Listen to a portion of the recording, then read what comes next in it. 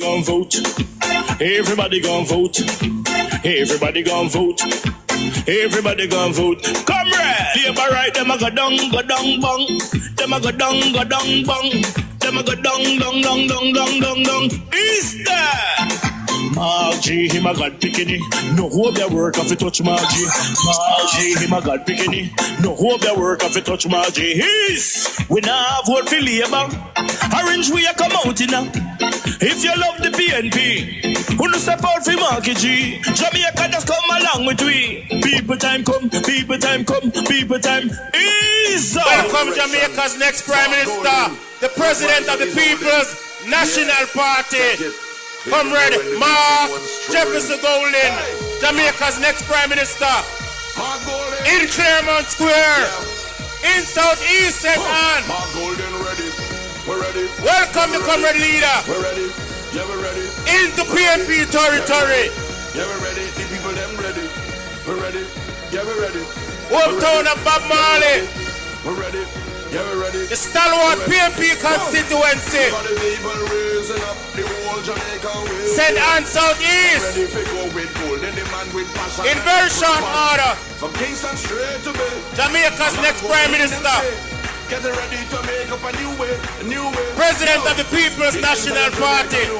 Golden and the best and it's show. Welcome, Comrade Leader. On the road, the people are really still up. Whoa, so let me see your hands up. So every Jamaican put your Let him hands through up. Claremont. Time from that we know on your mark set go. Golden, you're ready for the road. President of the People's National Party. Hey, Jamaica's next Prime Minister. ready for the road. Ha! I'm golden. Tell them go with golden. Go with golden. Go with Claremont Square. golden. We going with golden. St. Anne Go with South golden. East. Going golden. We ready for the road. Jamaica's Go with next golden. Prime Go with Minister. golden. Go with golden. The one more golden. We got golden. Going with golden. Go with golden. Welcome, Party President. Golden. Golden. Golden. Golden. Golden. Golden. Everybody said the name. Golden.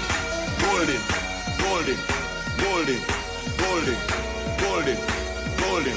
Everybody said the name. Golden. Mark. Golden. Real. Golden. Wow. Golden. Clear out the way when we're strolling. So put your hands up so. Every Jamaican hands up so.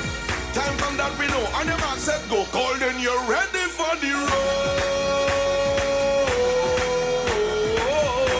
Ha.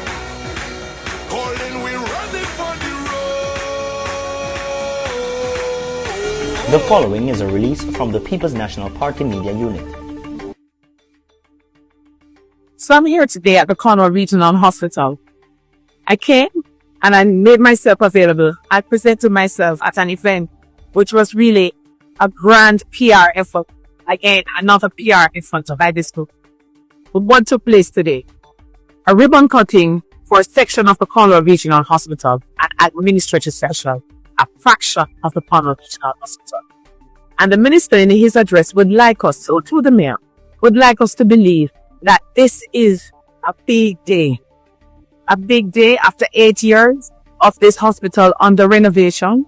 8 years of billions of dollars being spent. But then again, the minister wanted us to believe that it's not a cost overrun. It is actually a rescoping. And because, in his words, it's a rescoping, that there's no reason for there to be any concern because it's money well spent. Well, I'm here to tell you, as a citizen of this parish, as a resident of this constituency, that's not a simple pill. This is reason for us to be concerned. Because for the last 8 years, people of Western Jamaica have not had answers. We have taken this long to open an administrative section, a fraction of the hospital. Is that acceptable? I think not. So let us not glorify and make it seem like it is bigger than it really is. Some work was done, but not because still, I don't want to have to come to a hospital here. Because while the doctors, nurses, and other support staff have been given themselves, best of themselves, under trying circumstances, they have been asked to operate under less than desirable circumstances for the last 8 years. And when we form government, when the People's National Party forms the government, we are going to have a forensic audit of this entire thing. Because $20 odd billion later, and we still don't have a hospital.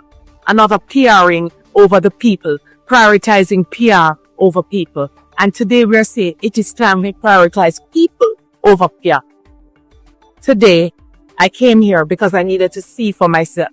I did not want to be told what was happening here. I came and saw for myself that this is another attempt by the government to gloss over the realities of what we are faced with every day as citizens of this country, as citizens of Western Jamaica. It's not acceptable, it's not sufficient, and we are not here to just accept that it should be what it is. Cornwall Regional should be further along, and according to the minister, the only reason that Cornwall Regional is not finished is because of COVID. That had it not been for COVID, it would have been finished. Again, we don't accept this. We do not accept. Our website at pnp.org.jm or check us out on Facebook at Jamaica PNP. Mr. Speaker, I hear the words of the Minister of Justice seeking support for this bill. And the truth is that this idea of reposing the responsibilities that were vested in the office of the political ombudsman under the Principal Act, reposing them in the Electoral Commission in some way, has been promoted for some time. And indeed, I believe members on this side had at times indicated that that was a good idea. But with the passage of time, I must say that, speaking for myself, I have grave misgivings about it. First of all, I'm going to speak about the process by which this bill is coming here. We have not been sent a copy of this bill. We're seeing it for the first time when it's tabled this afternoon. I don't know whether there are errors in it. It's repealing and amending numerous provisions in the Principal Act. We have seen where bills that have been pushed through here before have errors in them and are going to have to be fixed by subsequent legislation. We're seeing it with the firearms legislation, and indeed we're seeing it with the other amending bill that was tabled by the Minister with responsibility for transport today, the Road Traffic Reprieve and Nullification of Prescribed Notices Amendment Act 2024, which is seeking to correct things in the Principal Act passed a year ago, the Road Traffic Reprieve and Nullification Prescribed Notices Act 2023. So something like this should not be tabled and passed on the same day, because we should need to have a chance to look at it more carefully. Secondly, this impacts the Electoral Commission of Jamaica, and matters to do with electoral law have been approached in a bipartisan way for the last 30 or so years in this country, 40 years. For good reason, because we come from a history of intense partisanship in our politics, which has at times spilled into the realm of violence. And we have tried our best as a nation to evolve away from that. And the Electoral Advisory Committee, which has through various iterations become the Electoral Commission of Jamaica, which subsumes the Electoral Office of Jamaica, has built an enviable reputation for its expertise and its independence. And the reason why that has happened is because of the approach, the convention, so to speak, by which both political parties have operated in relation to that institution to try and ensure that as much as possible things proceed in a bipartisan way. Therefore, if you are going to proceed with legislation to integrate the political ombudsman's office or functions through legislation into the ECJ, surely there ought to have been some bipartisan discussion on the specific provisions that you are bringing to Parliament. There has been none. The last thing I heard about this before a week or so ago, when our representatives on the ECJ told me what was being proposed, what I'd heard before was that what was being proposed was to save costs by establishing within the Electoral Office of Jamaica a position that would be supported administratively by the existing administrative arrangements of the Electoral Office, so there would not have to be a duplication of administrative staff, and that office would play the role of the political ombudsman. Apparently that idea lost favor and morphed into the commissioners themselves becoming the political ombudsman. And as I said before, I think the process that is being followed is wrong. I do not think we should be seeking to pass this bill today. I think we should have proper discussions about it and a period of time to reflect on whether or not it's going down the right path.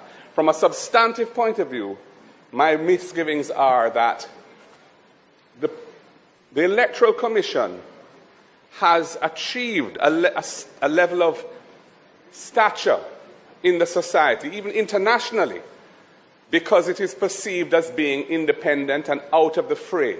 And it takes its decisions not by favoring any political party, but in the interest of fairness and efficiency of the electoral system.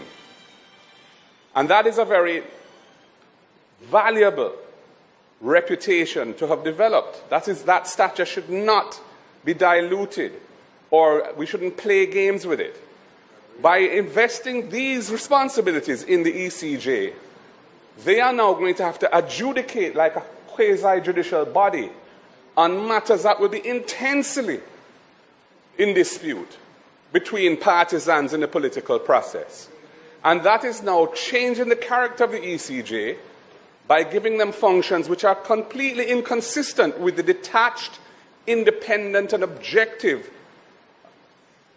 aura that they have enjoyed for so long, where they have the nominated representatives and the selected representatives. The two political parties have, I think, 2 representatives on the commission each, and then there are the independent persons or persons of repute, and indeed the way they are appointed by the Governor-General, there is a consultation process between the Prime Minister and the Leader of the Opposition, so that we typically would enjoy, whoever's there as an independent body are those the nominated representatives. The nominated representatives typically enjoy the trust and confidence of both political parties because of the way in which that convention has worked.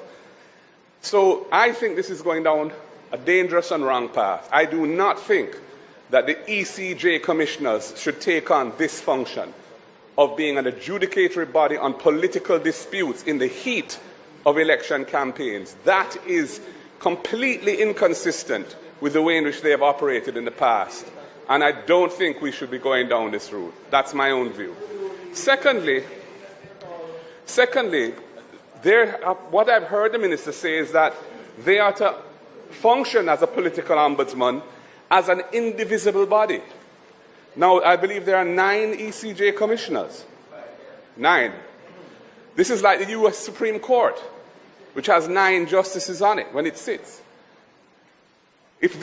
Does that mean that when a dispute has to be adjudicated, all 9 have to be present? There are no regulations governing the procedure for the adjudication of these matters. This piece of legislation doesn't have anything in it about the adjudication procedure that they will be obliged to follow to comply with the rules of natural justice, but also to allow them to operate with some efficiency, given that there are 9 of them. If one is absent, does that mean a hearing can't be held? Or 2? There are no procedures to govern how they operate, and it should not come here without those procedures being part of it, because those procedures will themselves be contentious, or could be, and ought to be something that there is bipartisan support for.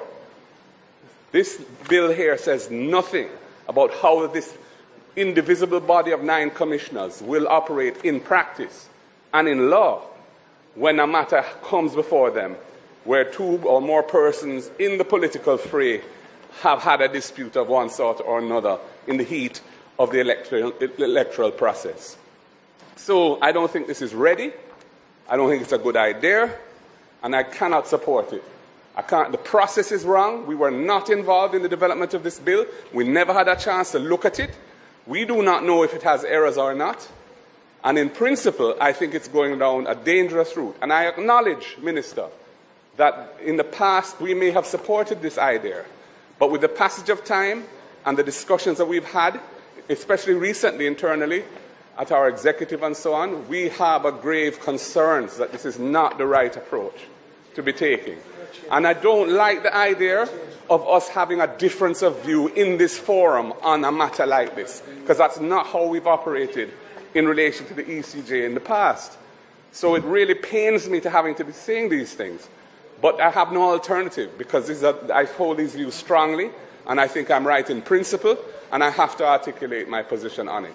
So, Mr. Speaker, I cannot support this legislation, either because from the point of view of the process by which it got here, which is deeply flawed, and because substantively I think it's a wrong approach, it's a dangerous approach, and it will not inure to the benefit of Jamaica's electoral system. I thank you, Mr. Speaker. We're not going to false promise. On the things that we are putting back in the office, on the things that we are novice, on the better listen to this. Vote them out, cause them not see we when we hungry. Vote them out from Kingston to country. Vote them out, cause when they win them a go dump way. We have to tell them promptly, people just vote them out, cause them not see we when we hungry. Vote them out from Kingston to country. Vote them out, we have to tell them promptly, cause when they win them a go dump way. Marky G, you know you the people them really want to see a great leader who will talk to we. Put on the boat and go, they go walk to we. Yes, go march to we, because we have some guy with them on a intention, leading the country in the wrong direction. That's why we come to make we own a selection. This we are gonna do when in call the election. Vote them out, cause them not see we when we hungry. Vote them out from Kingston to country. Vote them out, cause when they win them a go dump way. So we are tell them promptly, people just vote them out, cause them not see we when we hungry. Vote them out from Kingston to country. Vote them out, cause when they win them a go dump way. We have to tell them